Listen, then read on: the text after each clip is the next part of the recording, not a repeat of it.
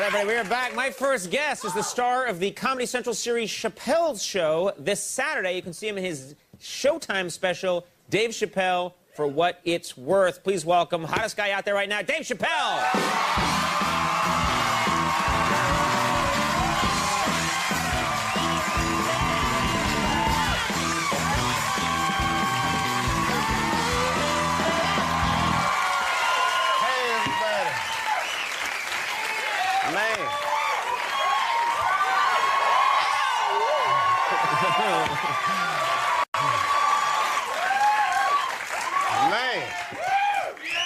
Dave, here we go. To be fair, some of that was spillover from my monologue. You better keep them dancers ready. I got nothing tonight, buddy.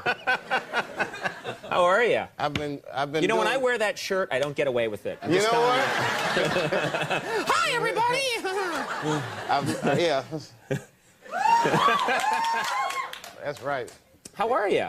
I'm great, man. You're great. You're doing it's just amazing. First of all, I'm blown away by what's happening to me this summer. It's been incredible. Yeah, and I don't want to embarrass you, but that's part of my job. You made this deal everybody's been talking about, and no one deserves this more than you. Sometimes people in show business make these deals, and you think, that's scum. But,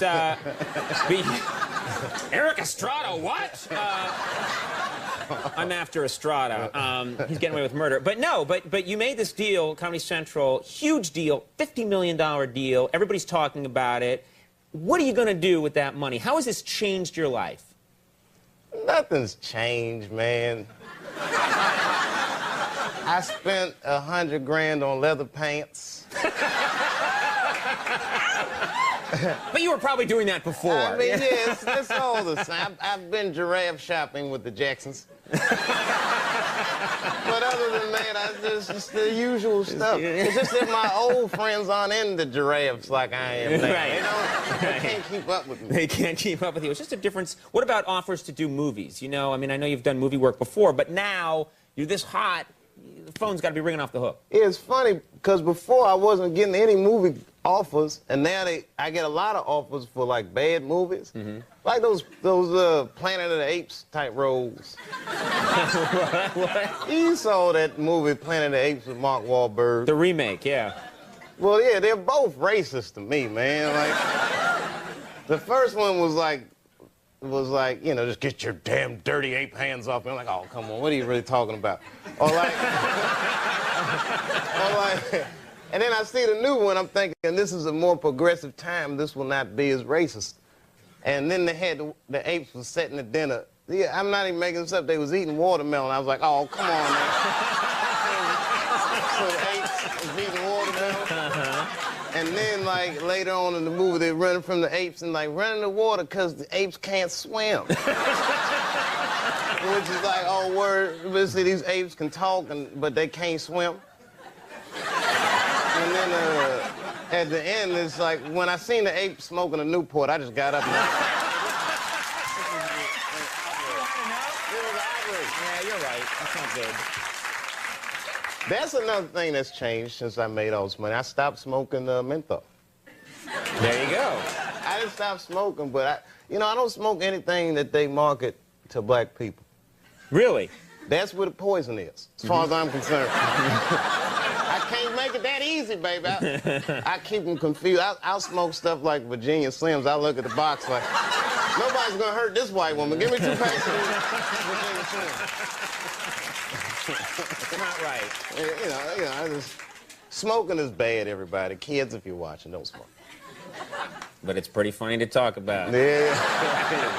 Now, I don't want to pry, but I'm going to take a shot at this. Who are you going to vote for in this election? You know, it's funny. I was really into Kerry. Mm-hmm.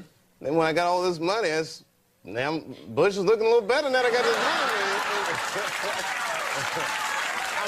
I'm torn. It changes.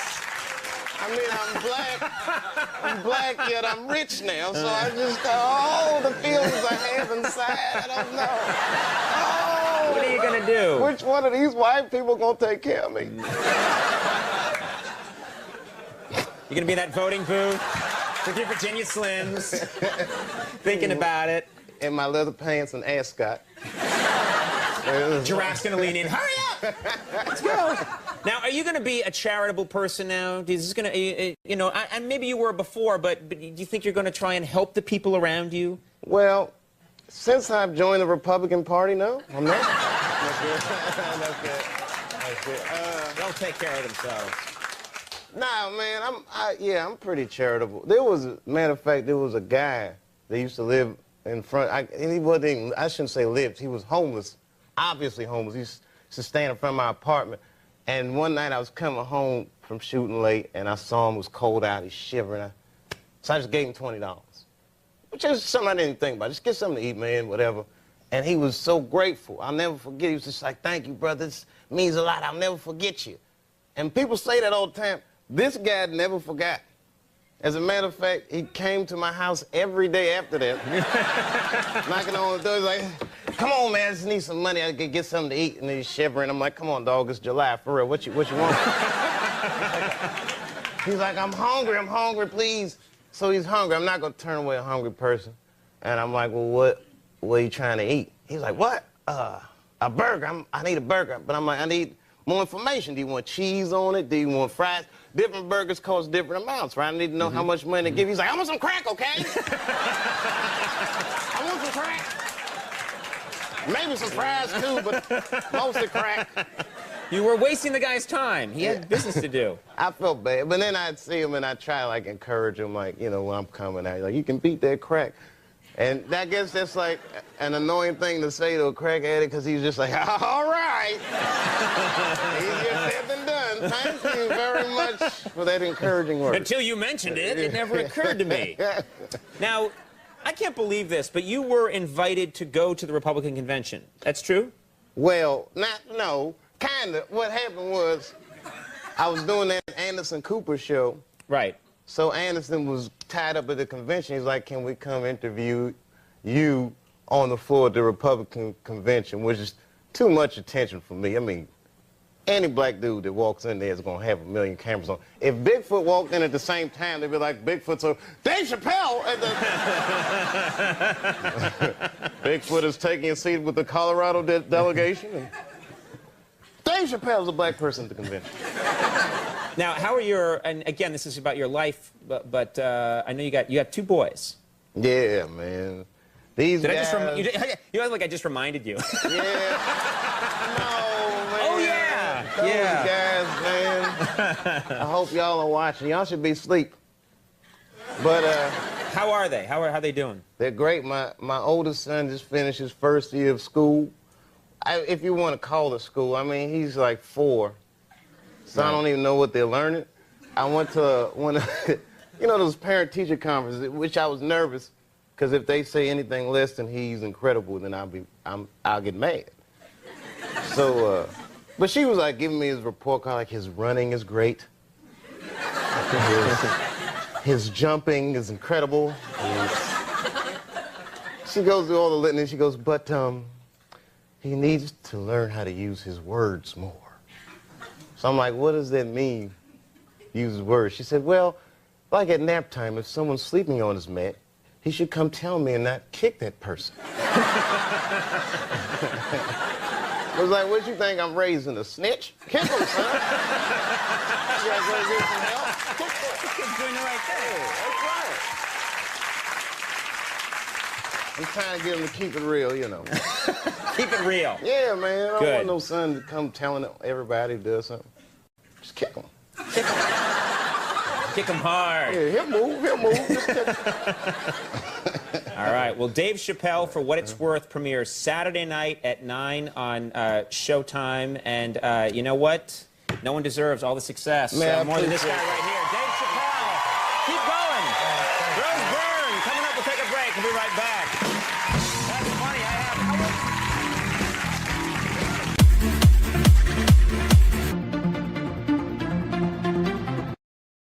Well, I haven't been here in a while,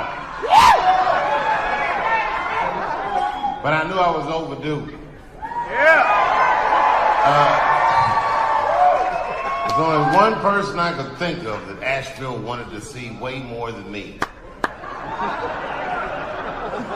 Greta Thunberg.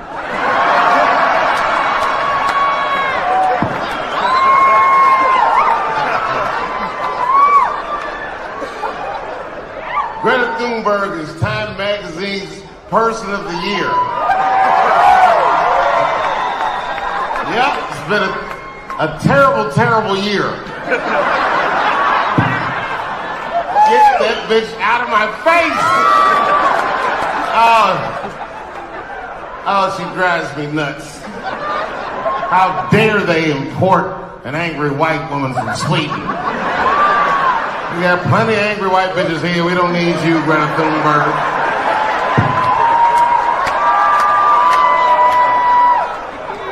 All she's doing is skipping school.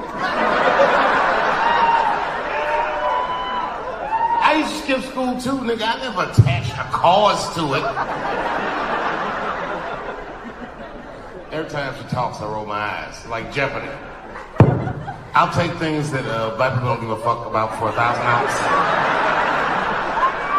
What is everything Greta Thunberg is saying? She's right, but you know what I mean? She make it seem like, well, you can relax.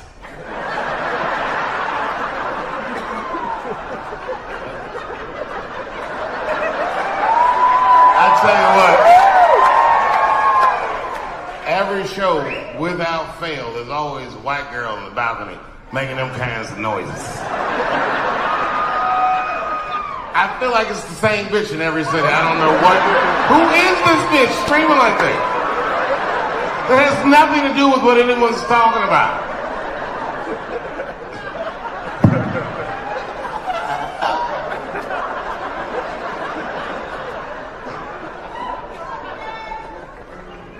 Greta Thunberg. They don't seem serious. She's like a mascot. After Greta Thunberg is done speaking, a kangaroo in a t-shirt is going to come up and talk about Black Lives Matter. Well, bring out that motherfucking kangaroo. Fuck this bitch.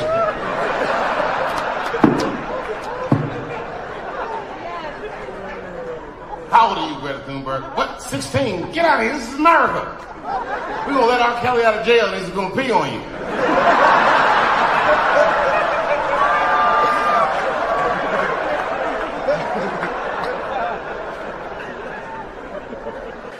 I'm sorry, ladies. I got a fucking Me Too headache. Y'all is killing me right now.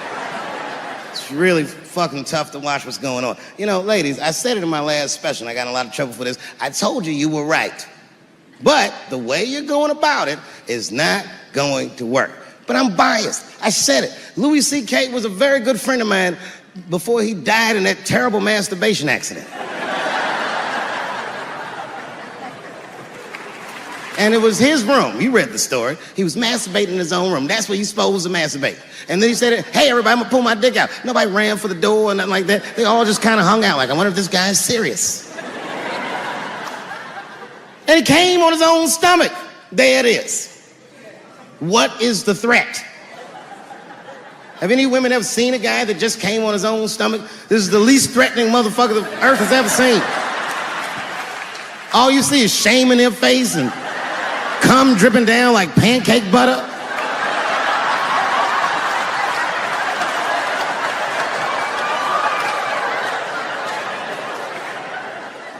He didn't do anything that you can call the police for. I dare to try. Call the police on him. Hello, police? Yes, I am on the other line with comedian Louis C.K., and I think that he is masturbating while I'm on the phone. You know what the police are gonna say in Atlanta? Well, what are you guys talking about?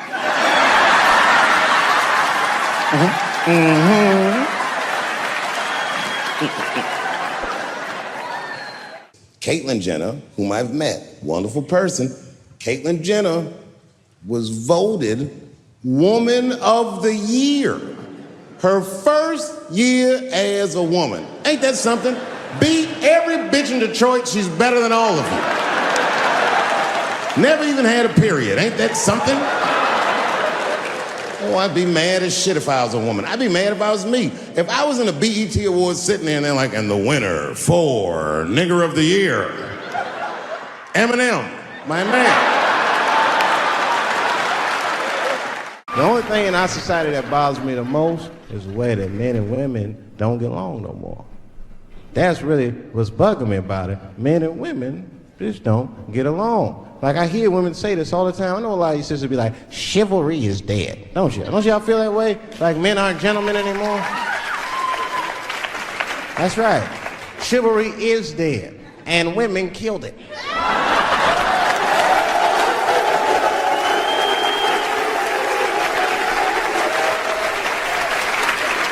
There's a fundamental difference in the way we're going to see things. We're not going to see eye to eye on this issue. We're just not. Our tests in life are different. A woman's test in life is material. A man's test in life is a woman. Now, by test, I mean that those are the things that we desire. Men have nice cars. Not because they like nice cars, because they know women like nice cars. That's how it goes. Because men are hunters, and the car is the bait. And a woman comes and says, ooh, nice Porsche. Gotcha, bitch. That's how it is. That's true. Come on now, you go to a woman's house, her house be comfortable as shit. Women love comfortable surroundings, so men get comfortable surroundings. Let me tell you something. If a man could fuck a woman in a cardboard box, he wouldn't buy a house. But that's still not where chivalry got killed. Chivalry got killed by the feminist movement on the magazines that got women going crazy, because women got too much advice about men from other women. And they don't know what the fuck they're talking about.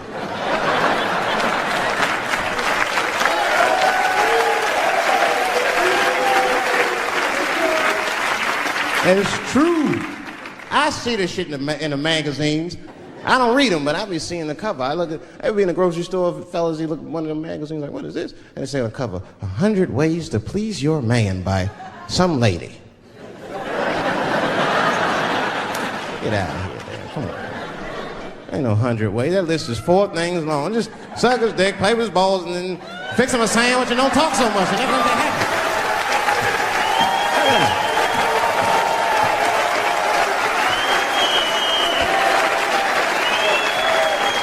There's a problem in that feminist movement, isn't there? From its inception in America, there's always been a racial component. When Susan B. Anthony was having that meeting and Sojourner Truth's black ass showed up, read your history books. All them white women asked Sojourner Truth not to speak. They didn't want to conflate the issues of women's rights and slavery.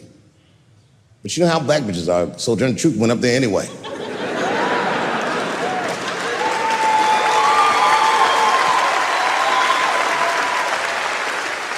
She did a famous speech. She said, ain't I a woman? Ain't I a woman? That's right. And listen. I supported the Me Too movement, but the whole time I thought that the way they handled that was stupid.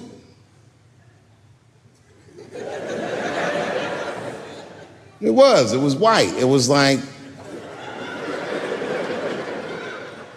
they were doing shit like going to the Golden Globes, and all of them would be like, let's all go to the Golden Globes and wear black dresses, give these men a piece of our minds. Bitch, that is not gonna work.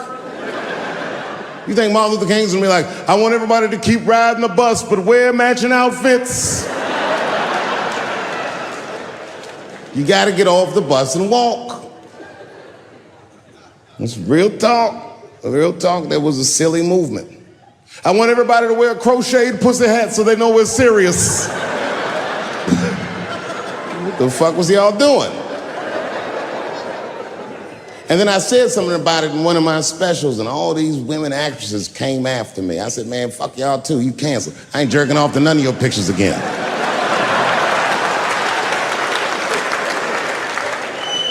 They were like, who is he to tell us anything? I'll tell you exactly who I am. I'm the one that got off the bus and left $50 million on the bus and walked.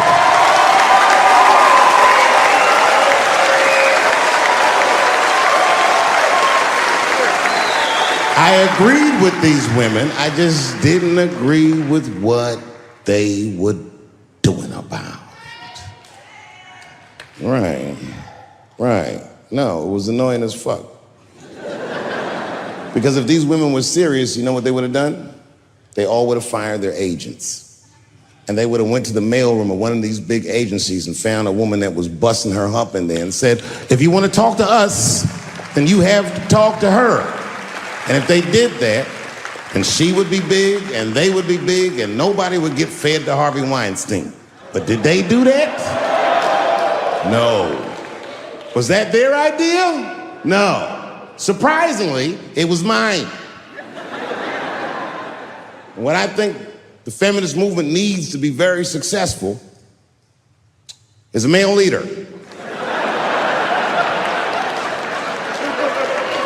I'll do it. I will. I will lead you women to the promised land. I will make sure you get equal pay for equal work. I will make sure that nobody harasses you or fucks with you on the job. I will protect all of your interests. And all that I ask for in return is that you suck my dick.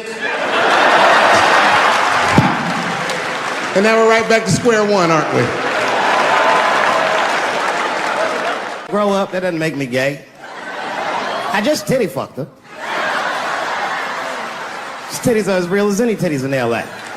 It's 2 o'clock in the morning. I was just borrowing a little friction from a stranger. Whoops.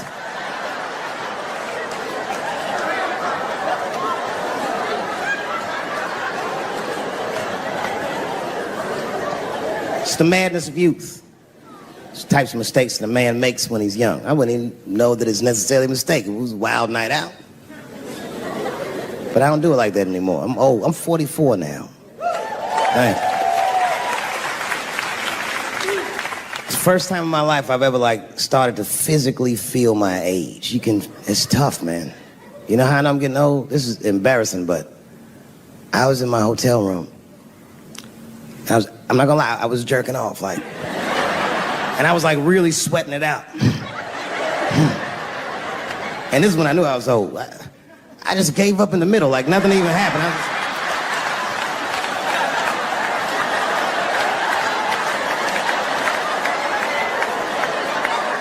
I don't like looking at my dick anymore.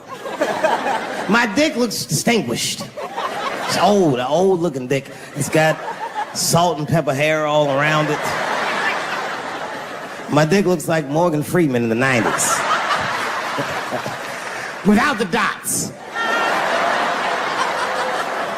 My dick narrates. Dave pulled me out and started jerking me around and jerking me around. But not with the same vigor as when he was young. He and I both knew nothing was coming out.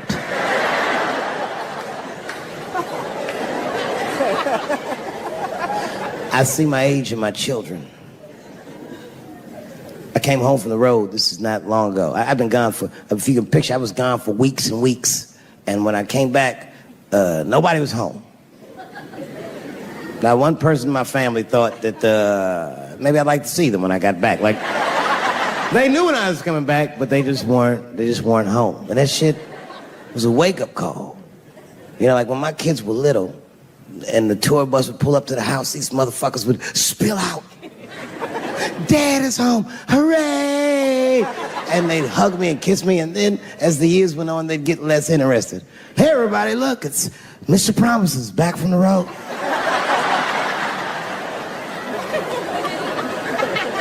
But empty house, that's some cold shit. And I went into my oldest son's room. I was like, hello, hello? He was gone. And I'd never done this to him before, but for some reason I just did it. I just looked through his shit. Just to see who this motherfucker was becoming. And I found these notebooks, and I started going through the notebooks, and there was all this wonderful poetry in them, written as his handwriting. I didn't even know this nigga wrote poems. And then I looked through his drawers, and I opened up his middle drawer, and I found this rolling paper. And I looked down at them papers like, oh, that's where that poetry's coming from.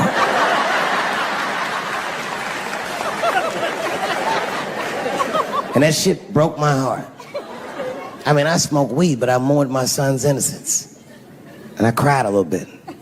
And I took his papers upstairs to my room. Rolled some weed that I'd hid from the family. And I got really high. And then I got paranoid, so I put his papers back how I found them. So he wouldn't know what I was up to. This nigga won't even know that that happened until he sees the special. Yeah, nigga, I found your papers. He's a cold motherfucker. Let me tell you, this kid is only 16 years old. Listen to what he did to me. This motherfucker calls me up in the middle of the night. It was 1 o'clock in the morning. He goes, Dad, don't be mad. I knew something was terribly wrong. I said, what's going on? He said, listen, I'm fine. And don't forget, you told me to do this. I'm at a party, and my designated driver had too much to drink. And me and my friends need you to come pick us up. I said, Jesus Christ, it's 1 o'clock in the morning, nigga. I am shit-faced.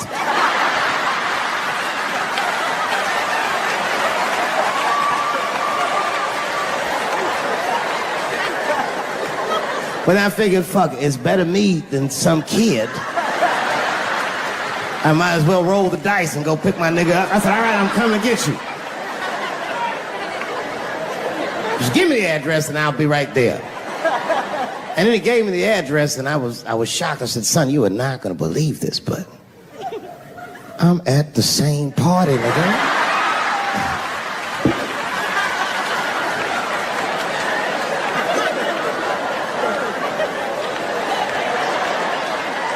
They grow fast, don't they?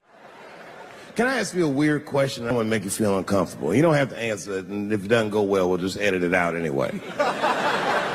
Is it weird to be the only white people in a row?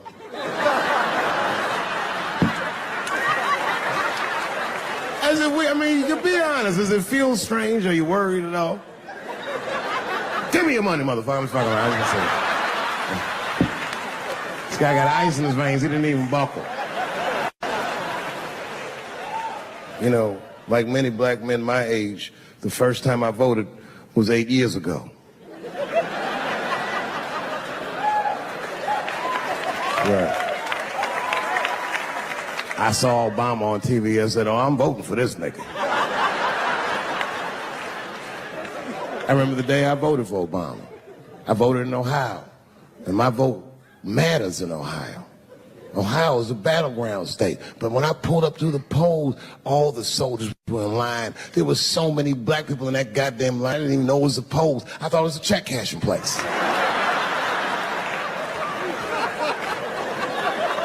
And we were hugging each other, and old people were singing hymns and spirituals. J Verdict times 10 or some shit. I've never seen black people that happy. 8 years later, I'm pulling up to the polls again. This time I'm driving a brand new Porsche because the Obama years were very good to me.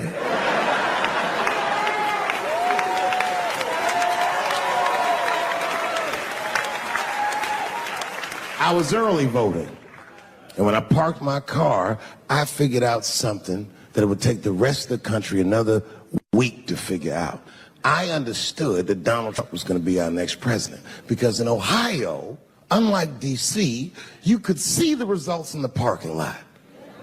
Saw these goddamn pickup trucks and tractors and shit.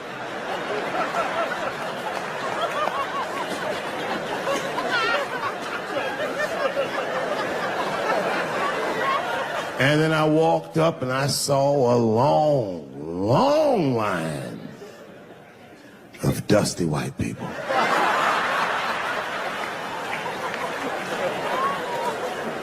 Yes, ladies and gentlemen, these were the poor whites. And I must tell you, I've never had a problem with white people ever in my life. But full disclosure, we've gotten a lot of trouble out of them. And I've never seen so many of them up close. I looked them right in their coal-smeared faces. And to my surprise, you know what I didn't see? I didn't see one deplorable face in that group. I saw some angry faces and some determined faces, but they felt like decent folk. No, they did. In fact, I'm not even lying, and I didn't sound fucked up, but I felt sorry for them. I know the game now. I know that rich white people call poor white people trash. And the only reason I know that is because I made so much money last year, the rich whites told me they say it at a cocktail party.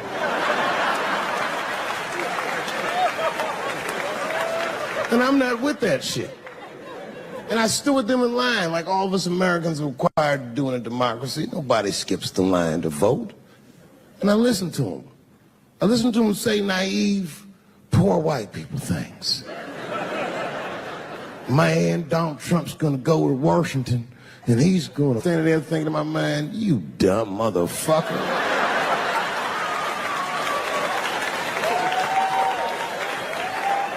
You are poor. He's fighting for me.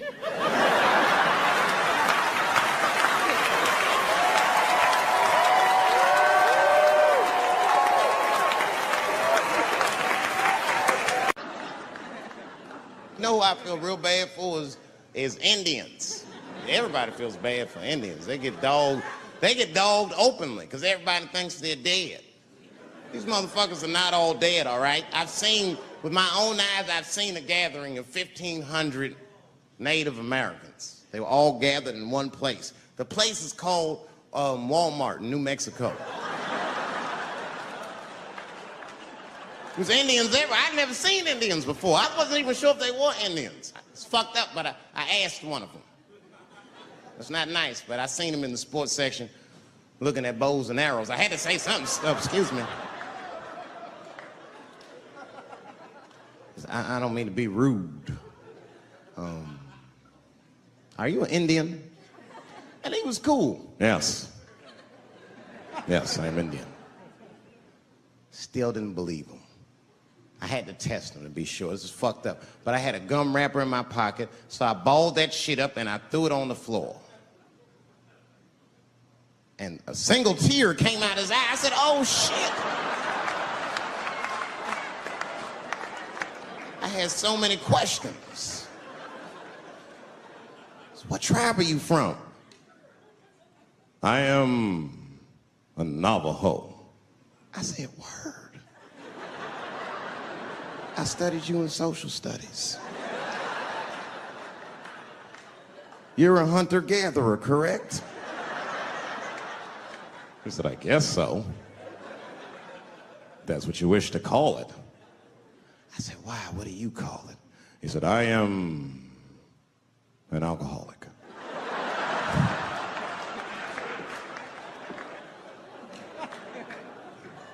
I said, well, what's your name, dog? He said, please. Dog is my cousin. That was a good guess. My name is Running Coyote. What is your name, friend?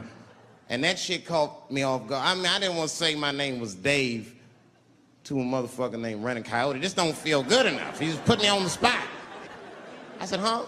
My name, what? Oh, my name's Blackfeet. Then I changed the subject. Forget about me. What's going on with you? I want to meet your chief. Why don't me, you, and your chief and your friends get together tonight? We could have a real live peace pipe smoking ritual. We need to celebrate, nigga. I thought you were dead. And he set it up. It was beautiful. It was just like I dreamed. We was all sitting around. Them Indians was beating the drum. Some other Indians came out the back with a long blanket that was folded in half and put in front of us. Open that shit up, and on the blanket was a long wooden pipe with feathers. And bags of weed were all over the blanket. Chief walked over.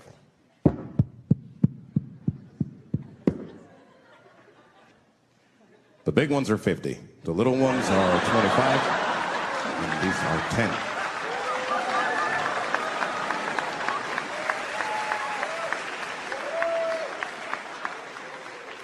Me and those Indians got high as shit. I was baked. I told the chief, he was talking, I cut him off. Time out, chief. Sorry to interrupt. Fucking smashed, man. The weed's too strong. I'm itching. This is PCP. The spirits have got me. Chief, the spirits have got me. And the chief threw some water in my face. Calm down, blackface. Splash! I said, hey, it's black feet, motherfucker. Take it easy.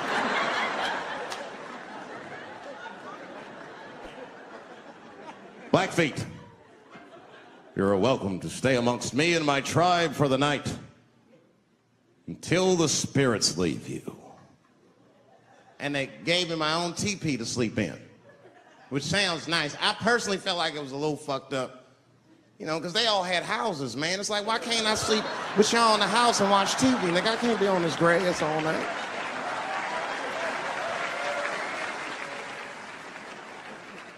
Yeah, Indians is rude, man. Everybody's rude. Indians, they eat nasty food. All they ate was corn and shit. Doritos, I think they call it.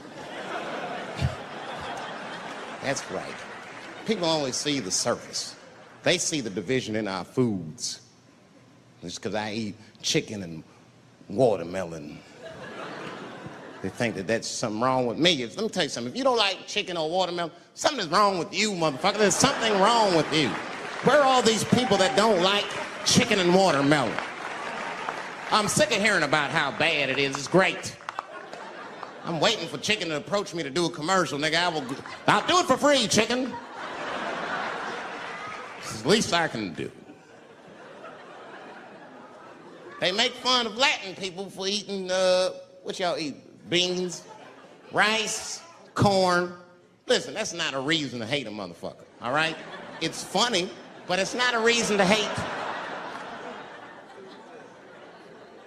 The only reason these things are even an issue is because nobody knows what white people eat. You've been very good at keeping that shit a secret amongst yourselves. I study white people. You don't know that. I'm writing a paper on you.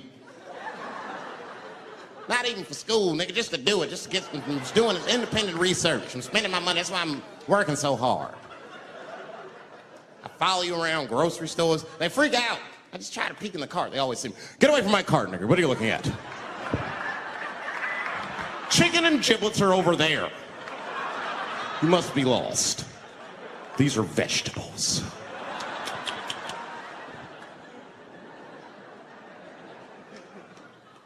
I know what you drink. See how quiet I got? Grape juice. Surprise, motherfuckers, you didn't know I knew about grape juice, did you? Oh, don't play dumb with me. Looking, what is it? A lot of black people don't have the privilege of knowing about grape juice because they have grape drink. It's not the same formula that you get. Ain't no vitamins in that shit. You might have one of your black friends over. Todd, would you care for a glass of grape juice? What? Nigga, what the fuck is juice? I want some grape drink, baby. It's purple. I don't think I know what a grape drink is. What? I have some apple juice if you want. What the fuck is juice? I want some apple drink. Scream.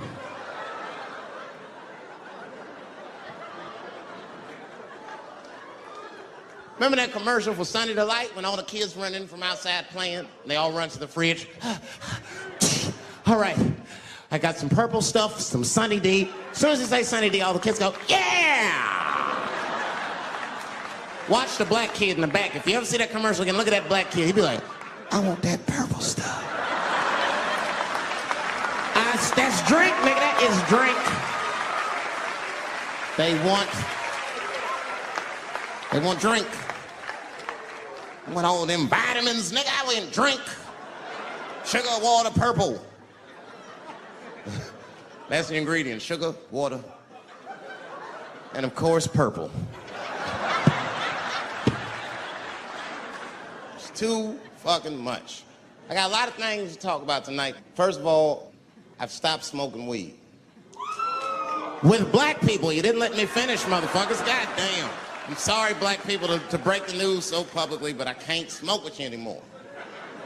Every time I smoke weed with my black friends, all you talk about is your trials and tribulations. I'm sick of that shit. I got my own problems. Nigga, that's a waste of weed. I'm smoking weed to run away from my problems, not take on yours. From now on, I smoke weed exclusively with white people. Calm down, motherfuckers. You win by default. You got good weed conversation. All white people talk about when they get high is other times that they got high. I can listen to that shit all night. Dude, remember at Frank's last week? It's fucking smashed, man. And catalogs everything they drink. 2 shots of Jaeger, tequila, 4 bong hits, man, beer, cheeseburger. That shit is great. Only bad part is you cannot pass out around white people. Every time white dudes pass out around each other, they always do some borderline gay shit when the guy's asleep. Frank fell asleep, so he like stuck a carrot in his ass and put shaving cream on his balls. Like, why, motherfucker? Why would you do that to a friend of yours? He trusted you enough to sleep around you. You gonna put a carrot in his ass? Is that nice? I tell you right now, if I put a carrot in a black dude's ass, a nigga will kill you when he wakes up for some shit like that. That is an automatic death sentence on the street. It's a rap for you. I'm gonna kill that motherfucker. I thought y'all was friends, baby. What happened? I fell asleep at his house, right? We was drinking, and I fell asleep at his house, and while I was sleeping, right? I'm just gonna kill that motherfucker, all right? That's all you need to know. And fuck carrots. 47, I can close my eyes and remember the introduction like it was yesterday. It went like this. Ladies and gentlemen, this next young man coming to the stage is starting his comedy career tonight. Who knows? We may be witnessing the birth of a star. Please welcome Dave Chappelle.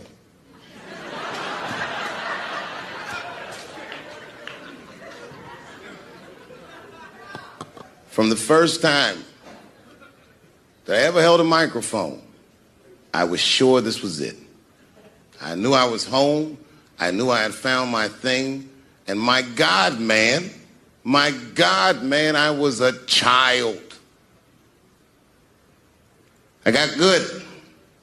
Matter of fact, I was good from the moment I started. And I'm not saying this to be a braggart. I'm telling you the truth. These old niggas was in awe of me. How was this little boy so poised? They used to say. I was.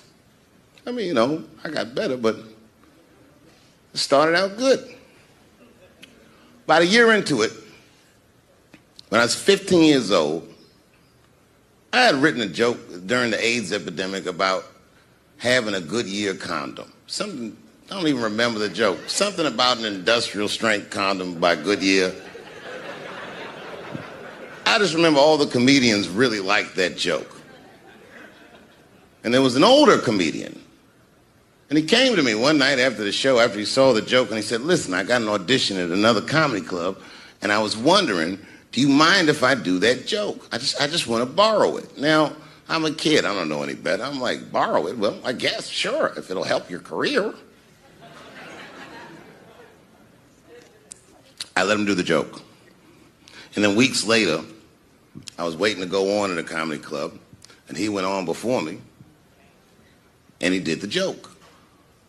And after the show, I pulled him aside, and I said, hey, man, I don't mind you borrowing my jokes, but you got to give them back.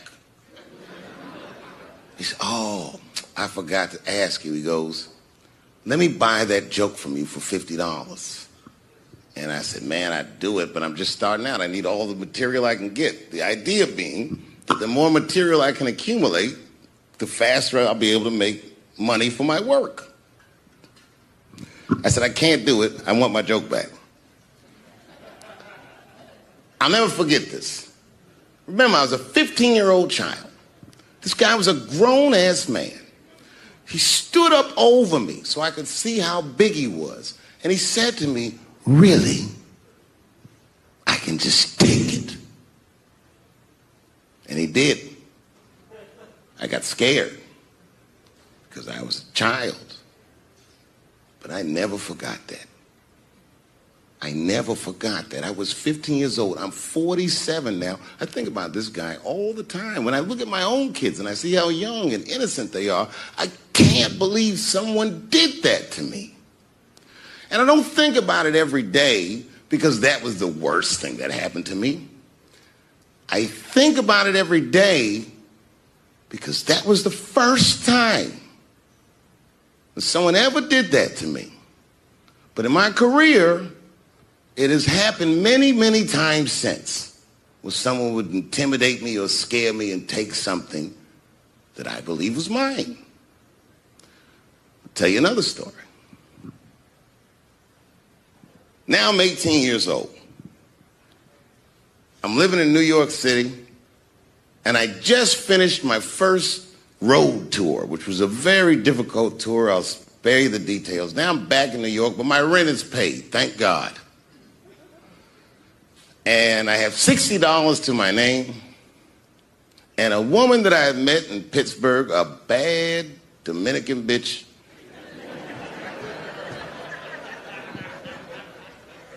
was coming to New York. She was going to spend the weekend with me. I couldn't wait for her to get there. She was coming that evening. But remember, I only had $60 for a whole weekend to entertain a bad bitch. Now I'm walking through Greenwich Village, and I see something I've never seen before. 3-card Monte. You know what that is?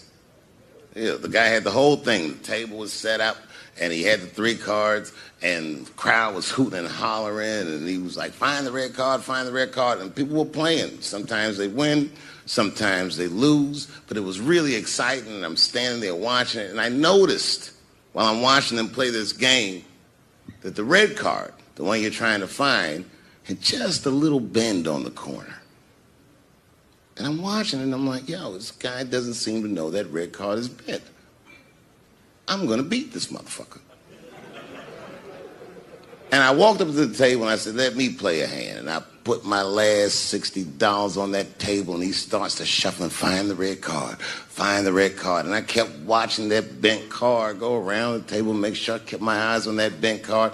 And when he stopped shuffling, and he said, find the red card, I pointed to it with confidence. Here it is right here. And he flipped it over, and it was black. And he took my money.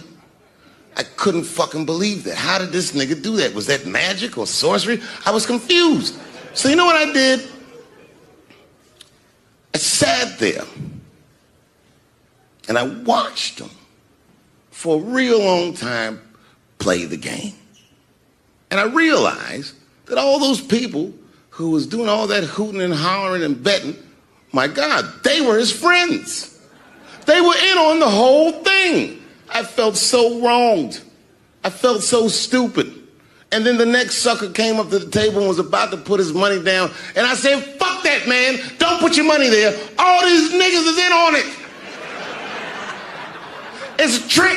And when I said that, the guy that was dealing, and this motherfucker was huge, snatched me up by my collar.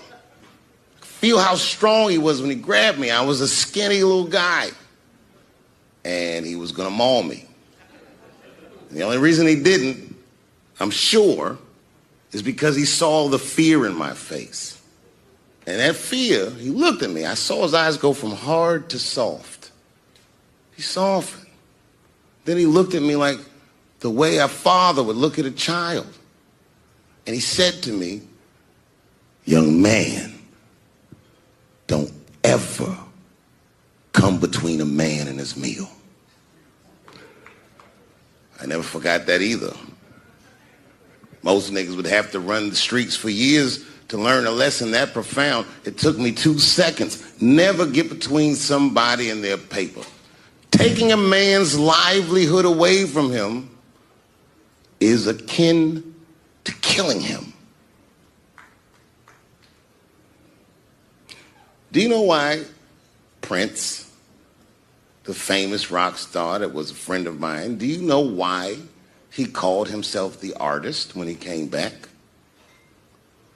He calls himself the artist because that's what they call us in our contracts. Oh, these contracts are crazy. You should hear the terminology they say in these contracts. To use your name and likeness in perpetuity throughout the universe. Who the fuck could possibly know what that means? Nobody does. It's so complicated, in fact, that when you're a kid like me, you have to hire somebody to tell you what that means. And you sit down at a table and you do the contract game. And that's how I got with Comedy Central. I signed the contract. But I signed the contract the way that a 28-year-old expectant father that was broke signs a contract. I was desperate. I needed a way out. And it wasn't good money and it wasn't good circumstances. But what else am I going to do, I said. And all these white people sitting at that table told me, trust us, Dave, it's a good contract. And I looked around the table and they all seemed to agree it was a good contract. But what if it was like that game of three-card Monte?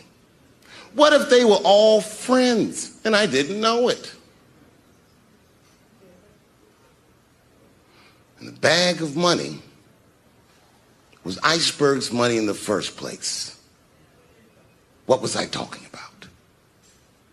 What was I trying to tell you?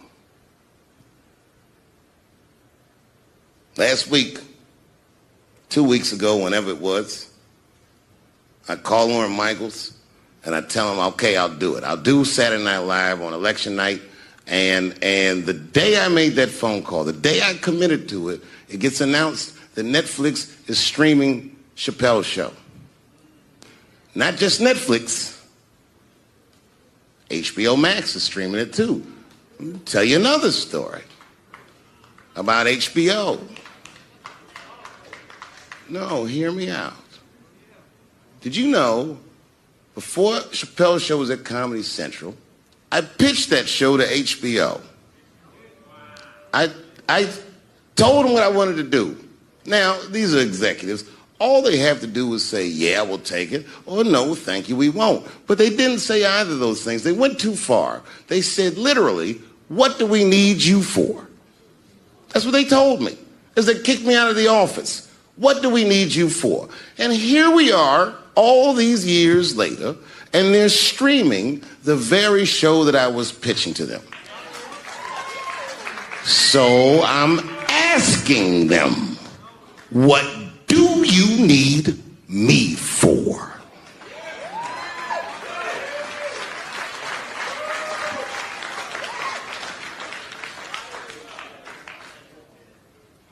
People think I made a lot of money for Chappelle's show. When I left that show, I never got paid. They didn't have to pay me because I signed the contract. But is that right? I found out that these people were streaming my work and they never had to ask me or they never had to tell me. Perfectly legal because I signed the contract. But is that right?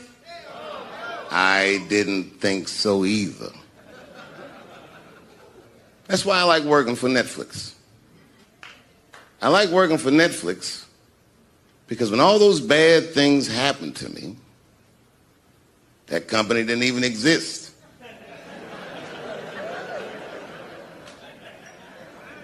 And when I found out they were streaming Chappelle's show, I was furious. How could they not know? So you know what I did? I called them and I told them that this makes me feel bad. And do you want to know what they did? They agreed that they would take it off their platform just so I could feel better. That's why I fuck with Netflix. Because they paid me my money, they do what they say they're gonna do, and they went above and beyond what you could expect from a businessman. They did something just because they thought that I might think that they were wrong. And I do. I think if you are fucking streaming that show, you're fencing stolen goods. They stole that from me. They just took it. And I'm not up here trying to tell you guys that I believe that Comedy Central gave me a raw deal just because I'm black. I believe that they gave me a raw deal because this fucking industry is a monster. It's the same monster that these Me Too bitches was trying to tell you about. But they hate the monster for how it fucks. And I hate that monster for how it eats. But my God, man, it's the same monster. When I quit the show, all my friends would say, well, fuck them, Dave. Why don't you just do Chappelle's show at another network? Yeah. And why doesn't a slave run from one plantation to another plantation because the master over there might be nicer? My God, man, I was trapped. You know what? Tell you the truth. I've even thought about coming back and doing another Chappelle show. Well, but if I do, I can't call it Chappelle's show because my name and likeness is being used by them in perpetuity throughout the universe. It's in the contract.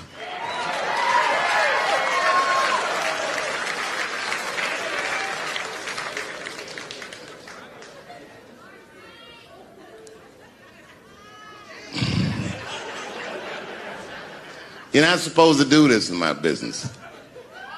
I'm up here doing something that nobody else in this business has the balls to do. I'm telling you something that you need to know. I'm trying to explain to you what you're seeing. You don't understand what you're seeing. I am publicly flogging a network. And I know that this network niggas, they watching me and they saying, why are you doing this so publicly? Doesn't feel good to be flogged publicly. Oh, believe me, I know. I know exactly how that feels. When I quit my show, they said I was crazy. What was crazy about it? I just didn't want to do it anymore. They said I smoked crack. That's impossible. I was a devout Muslim. I didn't smoke or drink. But I do now, bitch, because you ruined my fucking life. Now it's their turn. This is their first nigga lesson, and I'm honored to give it to them. They're gonna pay me for this show. I called my agent. I said, is there anything I can do about this show? And he said, no. Well, fuck you too then. If you want something done right, I guess you gotta do it yourself. So I'm not going to the agents. I'm coming to my real boss. I'm coming to you. I'm begging you, if you ever liked me, if you ever think there was anything worthwhile about me, I'm begging you, please don't watch that show. I'm not asking you to boycott any network. Boycott me. Boycott Chappelle's show. Do not watch it unless they pay me.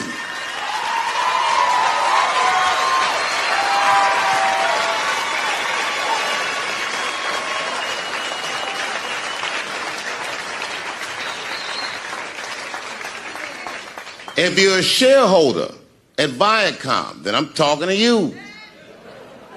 Because all that shit that they do to us, well, they do everything for their shareholders. That's what they told me. So if you're a shareholder in that company, tell them it's wrong. And if you don't believe that it's wrong, then fuck you too. You should know what's in the hot dogs you eat. Now, there's probably a bunch of people at Comedy Central and Viacom and all these places that have no idea what I'm talking about. They've all either quit or been fired or got Me Too'd or something. Them niggas is gone. And there's a whole bunch of new young people there, and they're probably looking like, what is he talking about? They may not actually know what the fuck happened to me. So I'll tell you what I'm talking about. Go downstairs to your accounting department, open the books, see what that show made, and look at what you paid me. That's exactly what I'm talking about. You're going to pay me. I am inviting you to come with me and work with me, and let's fight against that terrible, terrible feeling that you made me feel together. We can fight together and work this thing with Chappelle's show out. Or I can just take it. Thank you. I said, I need a gun immediately. The guy didn't answer, no questions. He just grabbed a 12-gauge shotgun, handed it to me. I'd never even held a gun before. I'm not a dummy. I'm like, well, I need some bullets too. And the guy reached under the counter, put 2 box shells on the counter. He said, all right, buddy, which box do you want? I didn't know. One box had pictures of some ducks on it. The other box had a picture of some deer. I said, well, what's that box with them ducks? He said, oh, that there's birdshot. And then he goes just like this, I'm not exaggerating, he goes, that won't kill a man. He said, it'll just pepper him up nicely. I said, what the fuck? Pepper? I said, well, what's that box with the deer on it? He goes, oh, that there's buckshot. That'll put a hole in the goddamn truck if you wanted to. So which box do you want? And he picked the one with the deer up and shook it. I thought he was trying to trick me. I was like, do you have a box with a picture of a white dude trespassing on it? Because it's exactly the strength I'm looking for. You suffer, I suffer. You suffer, I suffer. That's how it works. Can't do comparative suffering. If you're hungry, and your friend says, you know, people are starving in Africa, so what, nigga? I still want lunch. Black people know about comparative suffering, and you know this is a fucking dead-end game. Blacks and Jews do that shit to each other all the time.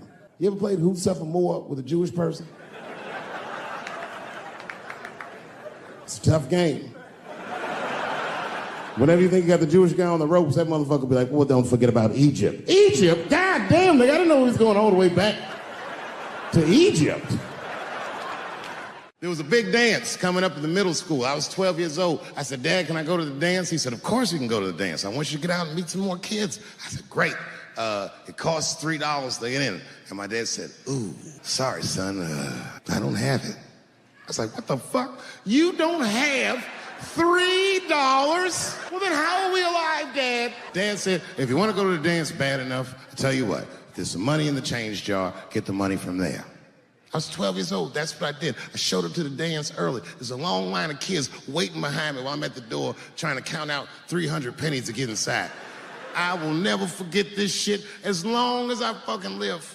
Oh, man, you know, if you've been poor, you know what that feels like. You ashamed all the time. Feels like it's your fault. And all them kids was laughing, ha, ha, ha. Look how poor Dave Chappelle is. Like, when I think back at it, that's really the only time in my life that I ever thought to myself, I should kill everybody at school.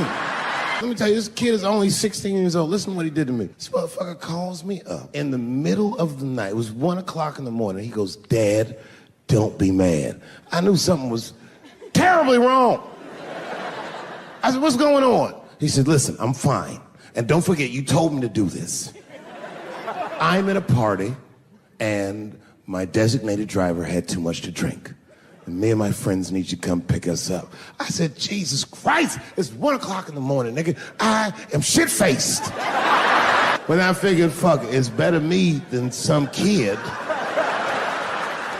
I might as well roll the dice and go pick my nigga up. I said, all right, I'm coming to get you. Just give me the address and I'll be right there. And then he gave me the address and I was shocked. I said, son, you are not gonna believe this, but I'm at the same party, nigga. This opioid crisis is a crisis. I see it every day. It's as bad as they say. It's ruining lives, it's destroying families. Sadly, you know what it reminds me of, seeing it? It reminds me of us. These white folks look exactly like us during the crack epidemic. You know, it's really crazy to see. And all this shit they talk about on the news about how divided the nation is, I don't believe it. I feel like nowadays we're getting a real good look at each other. It's wild because I even have insight into how the white community must have felt watching the black community go through the scourge of crack. Because I don't care either. Hang in there, whites. Just say no. What's so hard about that? How far is Rachel willing to go? What is Rachel willing to do so that we blacks can believe that she believes she's actually one of us? Are you willing to put a lien on your house? So that you can invest in a mixtape that probably won't work out? She didn't even change her name. didn't even change her name. Her name is Rachel. I can't believe in that name. If you want my support, you're gonna have to change your name to the blackest shit I've ever heard. Bitch, you're gonna have to change your name to Draymond Green. I don't know a blacker name than that. That shit is black on paper. If you type Draymond Green into Airbnb, that shit will log off automatically. I saw that videotape of that lady that got beat up in L.A. in the traffic. They beat a black woman. This woman didn't even do anything wrong. Didn't even go to court. The city of L.A. just gave that woman $1.5 million for her pain and suffering. That is not bad, considering that's the same amount of money that Marcos Maidana made to fight Floyd Mayweather the second time. And this woman obviously hasn't trained a day in her life. You can see it on the tape. She didn't come to fight. Her guards were low. She was taking a lot of shots. Everybody's mad at police now. I watched that. You see that shit on Netflix? The making a murderer? The Stephen Avery story? Yeah, well, if you haven't seen it, check it out. Stephen Avery is in more trouble than any white person in the history of the United States has ever been in. In a justice system designed for him to thrive, he's failed miserably twice. I can't even wrap my mind around it. If Making a Murderer was about a black dude, that shit would be called Duh. And now we get to the core of the crisis. What is a woman? What is that in this day and time? Is there even such thing as a woman or a man or anything? Seems to be a question nowadays. Now listen, women get mad at me. Gay people get mad at me. Lesbians get mad at me. But I'm gonna tell you right now, and this is true. These transgenders, these niggas want me dead. I've gone too far. I've said too much. And I gotta tell you, I'm very worried about it. And I'm not even joking. Every time I come out on stage, I be scared. I be looking around the crowd, searching for knuckles and Adam's apples to see where the threats might be coming from.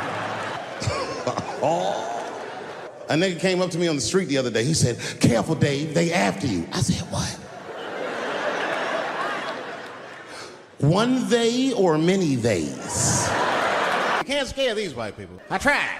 Roll up on them. Boo! The hell is wrong with you? Those days are over.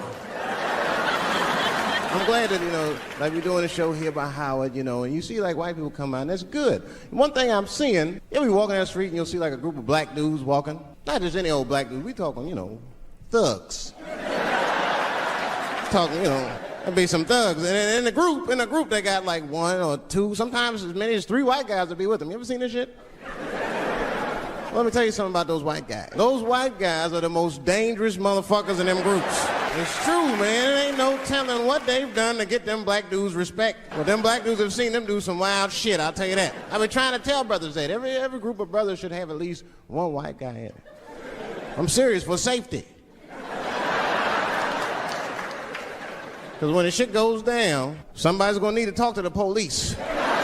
If you're in a group that I made fun of, then just know that I probably will only make fun of you if I see myself in you. I make fun of poor white people because I was once poor. I know what it's like to have a cold house. I wasn't allowed to touch the thermostat growing up without asking my father. And it would be fucking freezing in the house. I'd be like, "Dad, please, can I please just turn the heat up to like, I don't know, 32, nigga, it's really cold."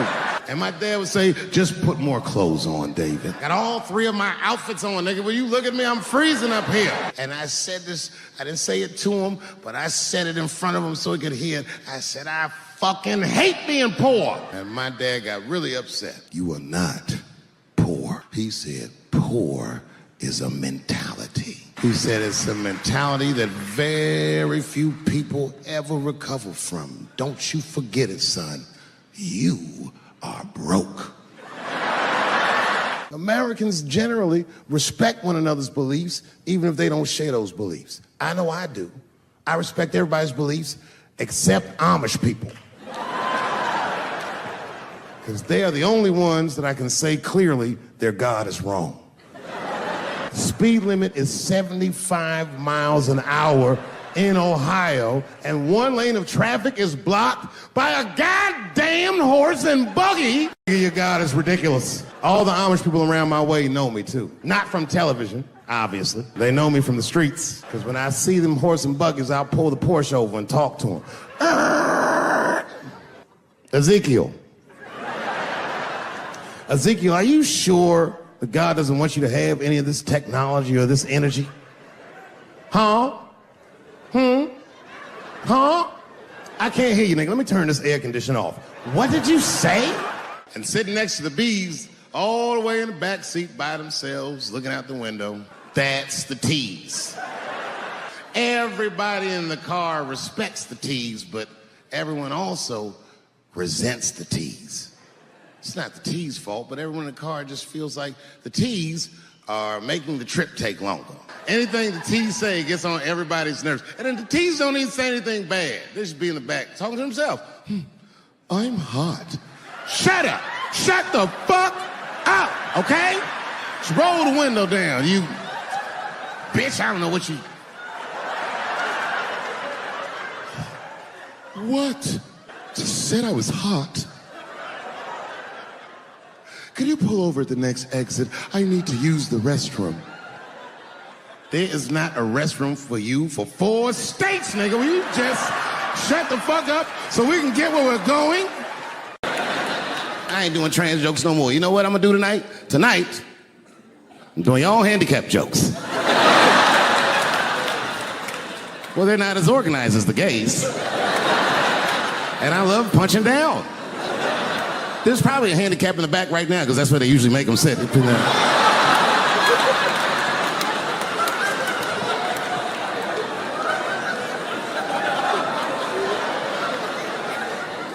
I came here to laugh at transgender people. I didn't know this nigga was gonna make jokes about us. Come on, y'all, let's get the fuck up out of here.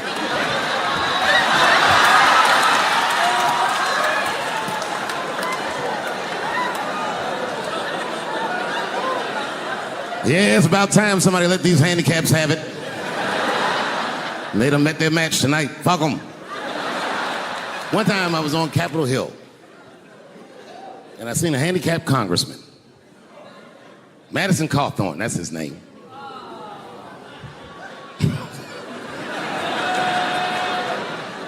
He's a Republican from North Carolina, and he was shocked, because I saw him, and I go, hello, Congressman. He didn't even know I knew who he was. He turned around. Then I just walked away. I wanted him to see me do something he couldn't do. I skipped. That nigga was mad.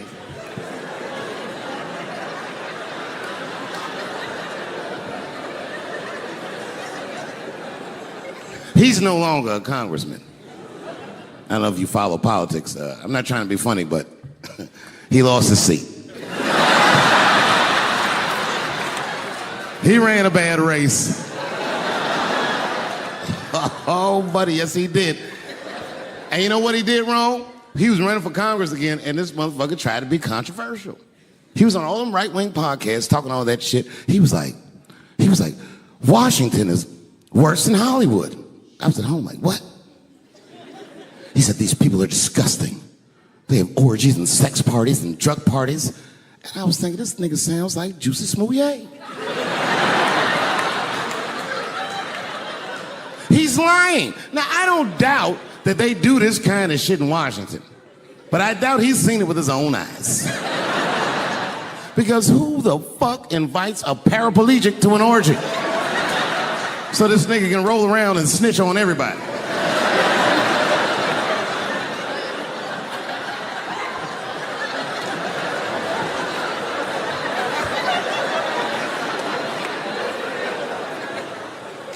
I said, there's only one reason you're gonna invite him to an orgy.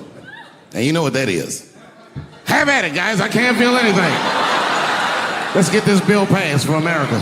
One at a time, folks.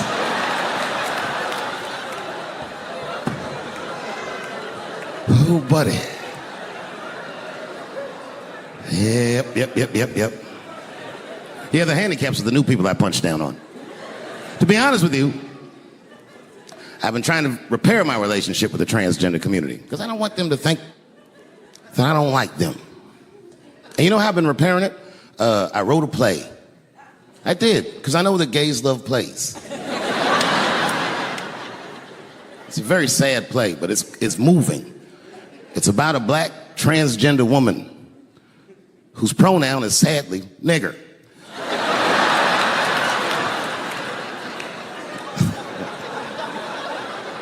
It's a tearjerker. At the end of the play, she dies of loneliness because white liberals don't know how to speak to her. Sad. Speaking of nigger, I've also been working on a book, and this is true. I'm rewriting the American classic, Huckleberry Finn, from Nigger Jim's perspective. It's called The Adventures of Nigger Jim. That's how the book starts. Huckleberry Finn walks up to him and goes, "So you're Nigger Jim?" And he's like, "Yo, I just said Jim." "What's your name, little buddy?" "Huckleberry Finn's my name." "What? Huckleberry? That's your real name?" "God-given." "You know what? Just call me Nigger Jim. It's fine." I don't care if you are black or white or whatever. If you ever meet a white person named Huckleberry, he has less money than you. That is the white, trashiest name I've ever heard in my fucking life. If you have a name like Huckleberry, you're doomed to fail. If I was in court and my lawyer came up and was like, "I am your attorney, Huckleberry Finn," I'd be like, "Uh-oh, I'm going to jail." God forbid I ever go to jail. But if I do, I hope it's in California. Because as soon as the judge sentenced me, I'll be like, "Your Honor, before you sentenced me, I just went to court to know I identify as a woman. Send me to women's jail." And as soon as I get in there, you know what I'm gonna be doing? "Give me a fruit cocktail, bitch, before I knock your motherfucking teeth out. I'm a girl just like you, bitch. Come over here and suck this girl dick I got. Don't make me explain myself. I'm a girl."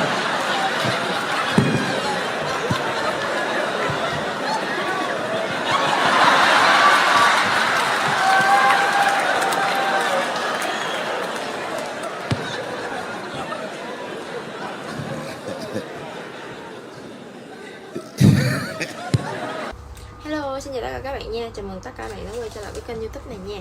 Rồi ok, thì video này mình sẽ tô mèo cho 3 cái ngôi nhà nha mọi người nhé. Đây, 3 ngôi nhà là 3 cái hình dạng khác nhau. Và mình thấy mấy ngôi nhà này cũng màu mè ghê á, màu mè hoa lá hè ghê á.